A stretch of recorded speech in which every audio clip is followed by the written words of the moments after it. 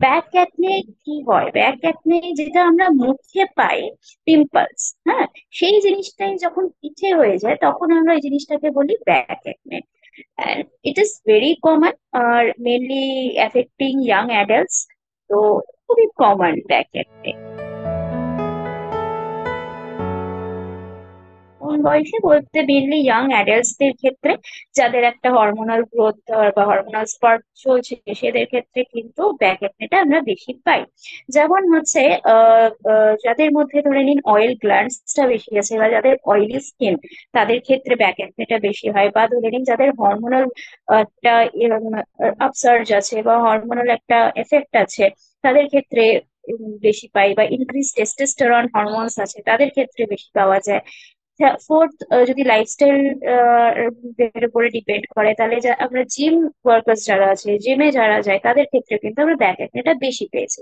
এখানে প্রথম কারণ হচ্ছে ওনার যেটা হয়, জিম জিম যারা করেন তাদের মধ্যে একটা টেন্ডেন্সি থাকে ওই ঘাম জামা পরেই থেকে যাওয়ার, তো তাদের ক্ষেত্রে ব্যাক অ্যাকনেটা খুব ইজিলি হয়ে যায়।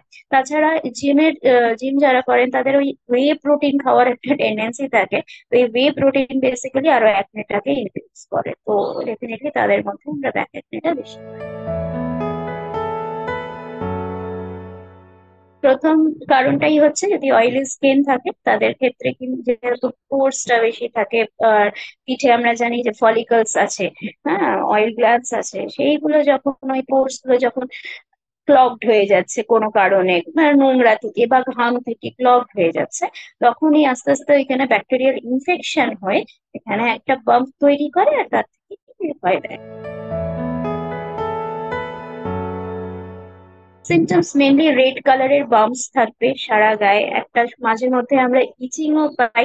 অনেকবার এটা আবার ফাঙ্গাল ইনফেকশন, মানে ফাঙ্গাল অ্যাকনের সাথেও অ্যাসোসিয়েটেড থাকে, সেক্ষেত্রে আমরা বেশি ইচিংটা পাই।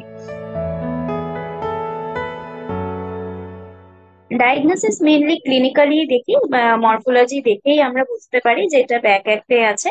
অনেকবার যেমন আমরা বললাম যে যদি ড্যান্ড্রফ বা কোনো ফাঙ্গাল ইনফেকশনের সাথে অ্যাসোসিয়েটেড থাকে, তখন ওই ইচিংটা মেইনলি পাই। আর যদি ইচিং খুব একটা থাকে না, অল্প ব্যথা আছে, সেক্ষেত্রেই ওটা ব্যাক অ্যাকনে বলা যায়। বেসিক্যালি রেড কালারের লাম্পস থাকবে সারা পিঠের দিকটায়। আর ট্রিটমেন্টের রিগার্ডিং বলতে গেলে, ট্রিটমেন্ট আমরা মেইনলি অ্যান্টিবায়োটিক্স ইউজ করি, লাইক টক্সিসাইক্লিন বা রেটিনয়েক অ্যাসিড অনেকবার দেওয়া যেতে পারে, ইন ওরাল ফর্ম, ডাইসোপ্রেটিনয়েন বলা হয় যেটাকে। তাছাড়া কিছু বডি ওয়াশেস আছে, লাইক বেনজল পেরোক্সাইড ওয়াশেস দিই। তাছাড়া কিছু অ্যান্টিবায়োটিক স্প্রেস আমরা ইউজ করি এটার ক্ষেত্রে, ব্র্যাকেটের ক্ষেত্রে। ডেফিনেটলি যে কোনো ভাবে যেভাবেই হোক না কেন, আমাদের অয়েল সেক্রেশনটাকে কমাতে হবে, এটাই হচ্ছে main point to prevent acne. তো প্রথম হচ্ছে loose cotton clothes, better to wear, সব সময় একটা daily bath is definitely required, যাতে ঘামটা জমে জমে ওই জায়গাটায় ক্লগিং না করে পোর্স গুলো, আর তার থেকে অ্যাকনেটা তৈরি না হয়। ঘামটা সবসময় ক্লিয়ার রাখা, বডিকে ক্লিয়ার রাখা। থার্ড হচ্ছে ওয়ে প্রোটিন, এই জিনিসটা যদি কোনোভাবে অ্যাভয়েড করা যায় তো খুব ভালো হয়, কেন কি বে প্রোটিন থেকে আমরা দেখেছি ব্যাক অ্যাকনেটা বেশি বাড়ে।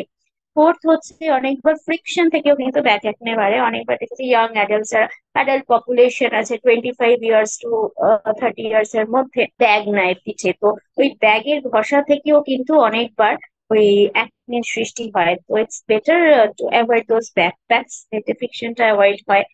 আর ফিফথ হচ্ছে, always go for a good personal hygiene. That is all to prevent back acne.